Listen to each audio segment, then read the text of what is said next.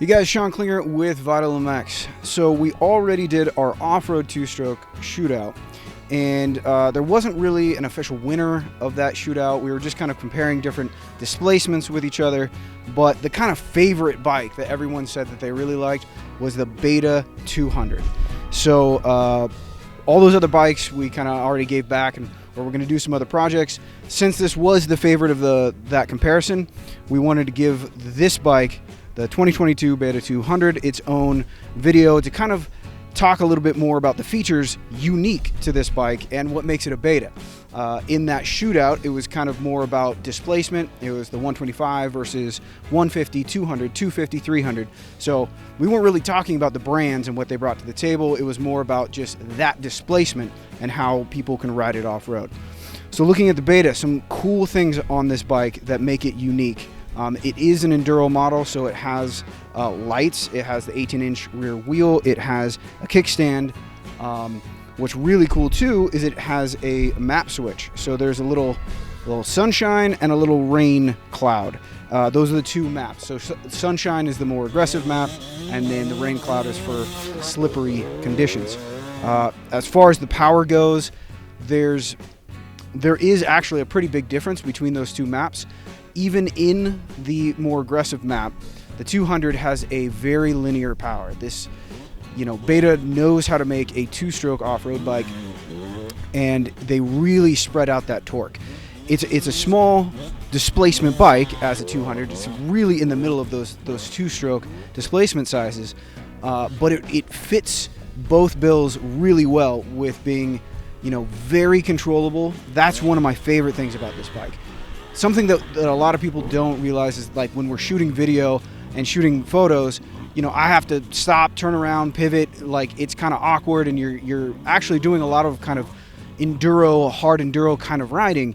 And the small displacement bikes are so much easier to control. I feel like, can you hit that? Maybe, I don't know. I'll give it a try. When I'm on a big 450 or even a 300 two-stroke, I'm like, I don't know if I can hit that. I don't know if I want to go down that trail because I might get stuck. It might be awkward. I might, eat shit and have the bike laying on top of me.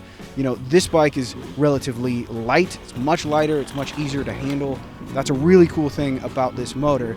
But then on the flip side of that, it's a 200, not a 125 or 150.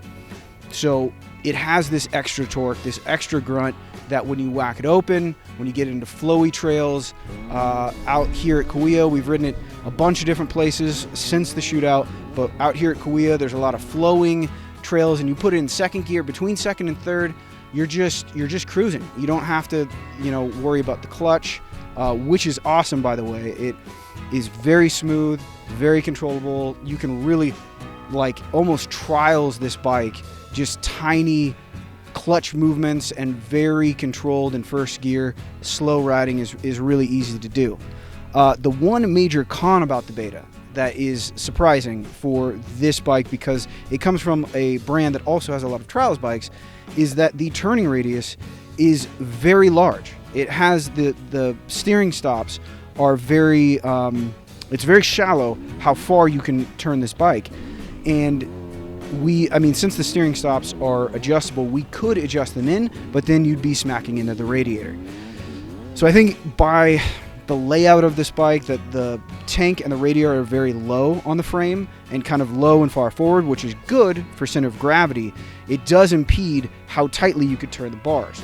So while you're 90% of the time when you're riding the bike, that doesn't come into play because you're just, turning the bike as you normally would. But if you're literally coming to a stop and making a 180 or pivot turn or in some really tight, rocky shit, it's, that starts to come into play. It's kind of annoying that you have to think about, I had to plan where I was going to turn around. So that is something that you should be cognizant of when you're looking at this bike. Suspension-wise, what's unique to Beta is it has Sachs suspension. There is a Sachs fork and a Sachs shock. On the fork, there is compression and rebound adjustments and preload adjustments, toolless, very much like the WP stuff. So you can grab the little clickers here. You don't need tools. You can do it with your hands. You do need tools for the shock. Overall, it is very soft. I think the main thing about this bike is that there's a lot of comfort. and there's a lot of predictability in the rocky technical riding. When you pointed at something, and I pointed up some rocks and ledges, and I'm kind of like, oh, how is this going to go? If I just tractor it up, it just soaks it up, no problem. Well, you start to run into problems when you try to really ride this thing really fast. It just starts to kind of wallow and get, the chassis doesn't really like to be slammed into things. This is more of a precise bike. It wants to be ridden, you can hop over things and really think about where you want to put your wheels and where you want to connect rocks to logs to ledges, but it's not like, oh, I want to get from point A to point B, I'm just going to slam through it. This bike isn't necessarily set up for that. If you got stiffer suspension, I'm sure that you could set it up more that way. Some other features for this bike that are unique, you take the seat off with a button. You don't need any tools. Also, this is oil injected. It's not the same technology that's on the KTM Husky Gas. It's oil injected, but still has a carburetor for gas and air. So you add under the seat, you hit the button, pops open. Under the seat, there's a little oil tank, and you fill that guy up with premix, and you don't have to mix the gas and oil in the tank. That's a really cool feature.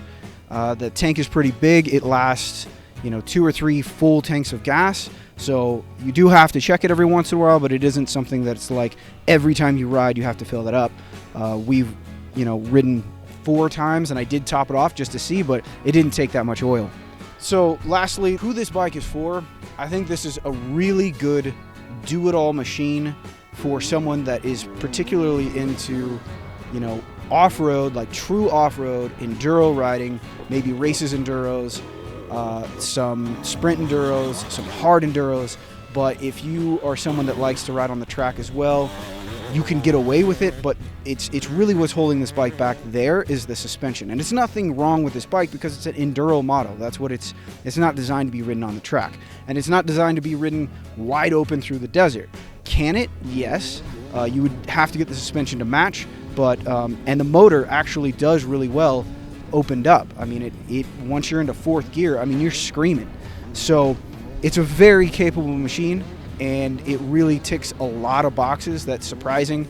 I think naturally I fall into the same category. Most of you probably fall in this category, is that when you're looking at bikes and you're putting down your own money, it's hard not to pay just a tiny bit more for the 450 or the 300 or whatever, just the bigger bike. When in reality, if you ride those back to back with some of the smaller displacements and realize how much more control you have, how much it actually makes you a better rider because you can control it and decide where you want to go. You are riding the bike and the bike is not riding you. So that's a really cool thing about the Beta 200. If you like this video, please check out our YouTube channel, click like and subscribe. You might not be subscribed to our channel even though you see our videos, so hit that button, hit the like button. If you're on YouTube, check out vitalmx.com. We have a lot more stories on there. There's race coverage, we have photos from the races, stuff you will not see on TV. So thanks for watching. Tune in next time.